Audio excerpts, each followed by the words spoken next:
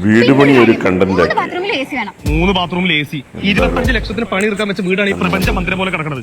അവളെ 3 ബാത്റൂമിൽ AC ഉണ്ട്. സംഭവം തന്നെയാണ്. സാർ നമുക്ക് ഈ ടൈല് മുഴുവൻ അങ്ങ് മാറ്റി മാർബിളാക്കിയാലോ? ഞാൻ ഈ വീട് മുഴുവനെ കാവിട്ട് പരസ്യാലോ എന്ന് ആലോചിക്കുക. ഇതാണ് ഞങ്ങളുടെ അടുക്കള. ആണോ? പക്ഷെ വാസ്തുപ്രകാരം ഇവിടെ കിണറാ നല്ലത്. ആണോ? ഇന്ന് തന്നെ ബംഗാളിനെ കൊണ്ട് മാറ്റി പണിക്കണം. ഫുള്ള് കുത്തിപ്പൊളിക്കാം.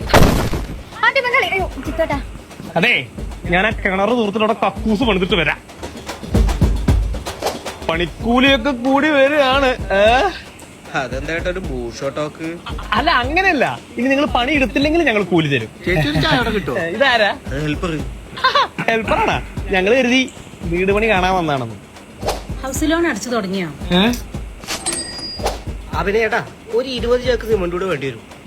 20 ചാക്കോ? ഈ വാപ്പൊക്കെ പൊളിച്ച് നമുക്ക് അങ്ങ് ഓടാക്കിയാലോ? നല്ലായിരിക്കില്ലേ? പാതിലൊക്കെ തേക്ക് തന്നെ ആയിക്കോട്ടെ. ഒന്ന് അനങ്ങി പണിയെടുക്കണം തെണ്ടികളെ.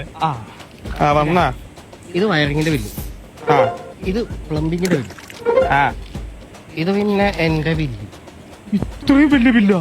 മണി മുഴങ്ങില്ല. എന്റെ മരണമണിയും കൂടി ഇനി മുടങ്ങാനുള്ളൂ. ഞാൻ പുതിയ ലോൺ എടുത്തിട്ട് വരണോ? 25 ലക്ഷത്തിന് പണി തീർത്തരാന്ന വീടാണ് താനൊക്കെ കൂടി ഈ കോളേജിലാക്കി വെച്ചിട്ടുള്ളത്. ഇത് ഞാൻ എനിക്ക് തോന്നുന്നു പണിയെടുക്കാം. പട്ടികളെ എന്തിനാ?